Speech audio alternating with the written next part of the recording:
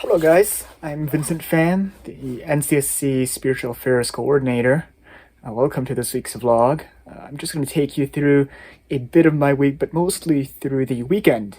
As you see, I'm a bit dressed up. I'm preparing to go into church to prepare for one of the most solemn celebrations for Vietnamese Catholics, which is the Lunar New Year. I'll tell you more when I get to church. Dear friends, so we are now at St. Cecilia's Church, and we just concluded the celebration of Mass for one of the more, I'd say, the more unusual Masses of the church year, which is called the Lunar New Year Eve Mass, Tết Nguyên Đán Lễ Giao Thừa. And Tết Nguyên Đán is the start, as I said, of the Lunar New Year. And this night, it's the night where we pray for world peace, and that intention falls to tomorrow as well. And as you can see, the church is filled with these traditional Vietnamese flowers, and it symbolizes new growth, a new spring, because we believe that it is only our Lord who will bring us that new spring. And so, in that spirit, in Vietnamese, I say, Chúc mừng năm mới, Happy New Year, and I'll see you this weekend. God bless. Hey friends, just heading out for a walk on this cold winter day, just along my neighborhood here, as I try to do each day. I think it's nice, especially now in this virtual world, Zoom, Google Hangouts, Google Meets, Teams meetings, just go out and see Mother Nature for a bit despite the cold. I just wanted to share a bit, despite I said I was going to meet you guys again on the weekend, but thought to record a bit of something today about what happened throughout the past couple of days with the Lunar New Year. I've received some questions in regards to the process of acculturation of the Vietnamese Catholic traditions within Roman Catholicism. In about the 1600s or so, one of the Jesuit missionaries, Father Alexandre de Rhodes, S.J., wanted to enculturate some of the Vietnamese practices that were there at the time. And the last time that I met you guys, it was at the end of the Lunar New Year Eve Mass. And we have a series of 4 Masses throughout the Lunar New Year, in which the Lunar New Year Eve Mass is a Mass of Thanksgiving, and the first day of the New Year is to pray for peace. The second day is for our ancestors who have passed, and the third day, which was just yesterday, was the Mass asking God to sanctify the work of our human hands. So, despite the whole Lunar New Year is a very secularized festival, so to say, in Vietnam and among a lot of Asian countries, it has been enculturated into Roman Catholicism, and that's at the end of our Vietnamese version of the Roman Missal. You have specific mass texts for these days, and I'd say last year, because of the COVID lockdown and churches were shut down and such, we did not have a chance to have these great, grander celebrations of Mass. And so this year, just to once again listen to these texts, and then to the lectionary texts, I could just experience just the richness and the very sense of coming together, I'd say, of the two cultures, and I think that is the beauty of what the Catholic Church is, right? We know the word Catholic means universal, and these Mass texts did not come until after the reforms of the Second Vatican Council. And so I think it's just such a beautiful depiction of one of the fruits that the council brought in. So just wanted to share a bit of that as I continue to walk today just right outside my home. I don't know how I can flip the camera here, but with all of the snow and such in the neighborhood where I live. So I'll talk to you guys again soon, and I hope to share with you guys more about my own life. Okay, so I thought that I was gonna film a bit more tomorrow, but something just came into the mail. As some of you might know, I have my own blog called The Catholic Man Reviews, where I review some Catholic books and some Catholic products as well. And so I do get review copies and such from time to time. So I have this package here from Lunar Publications. I think I was expecting this some time ago. But let's open this up and see. Sorry, I had to cover my address, so I don't need the whole Newman Center at my house yet. Perhaps after when COVID is done. Of course, I don't even need a knife. I'm just gonna open it from here. Got a packing slip. Okay, makes sense. So it's a new book from Lunar Publications called The Alluring Voice of God Forming Daily Encounters by Carol Jamilano. So I will spend time reading this in the next couple weeks, and hopefully we'll see a review of it, not just on my blog, but as some of you may have seen by the time you guys watch this vlog, we're doing a whole video series based on the Catholic Man reviews. So head over to the NCSC YouTube channel. God bless. Hi friends, welcome to Saturday morning.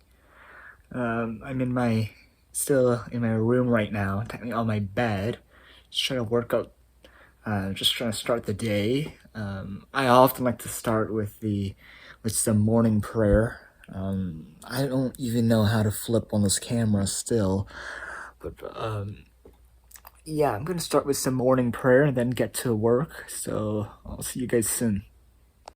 Okay, so I just completed morning prayer, so now just gonna start some work right now.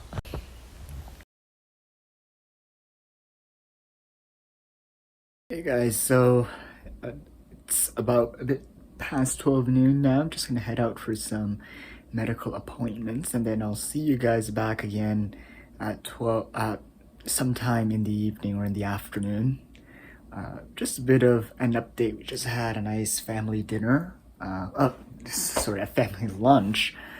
And I found that, weekends are just such a great opportunity for us to gather as a family, put away our mobile devices, and just have a family meal. And I think this is what Pope Francis tries to emphasize throughout his time as Pope, this notion of the family and spending time as a family, right?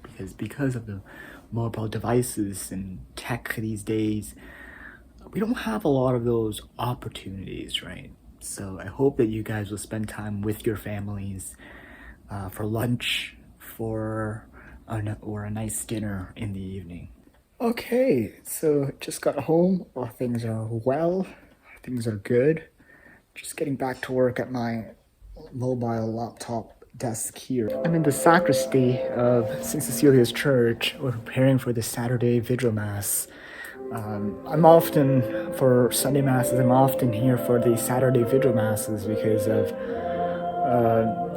it's the live streamed Mass, and so I often help to serve for that Mass and to MC if necessary for that Mass. So I don't know how much I can show you for this Mass, but please join me as we continue our journey through ordinary time and as we journey towards the season of Lent within about less than a month. So the Mass just ended. We just wanted to share with you a couple of views of my home church, St. Cecilia's Church, that I belong to, Vietnamese Martyrs Parish. This is the high altar, the ambo. This is the noble sort of I've not been doing a lot of vlogging after the Mass, but we had a family dinner. We had some nice barbecue duck, right? Is it barbecue duck, Ivy? Yep. And then gets work done. It's always nice to just have, that one day of the weekend just to slow down, right? And just to think about life and just to appreciate, the gifts that God gives to you, right? Your health, your family, your friends. See you all tomorrow morning as we start Sunday. God bless. Rise and shine Sunday morning, everyone. As most of my mornings start, began with morning prayer. I try to get some administrative work done. As part of the Vietnamese Eucharistic Youth Movement, one of the tasks that I do, I start my days off with Sunday, is to prepare just a short email for each day with the gospel readings and a gospel reflection from some source. And I have them compiled for the week, so for the upcoming 7 days. So that's how my Sunday often starts, and then just to surf with the news and see what's there. Nowadays, with the 2022 Winter Olympic Games, sometimes they look at the Canadian medal count, and then back to work with the paper that I've been trying to write and trying to catch up on some course readings to prepare for the upcoming week. So perhaps I'll get to speak with you guys more in my afternoon walk, and then we can talk a bit more then. Okay, guys, so back with you guys here on my afternoon walk. It's close to 5 p.m.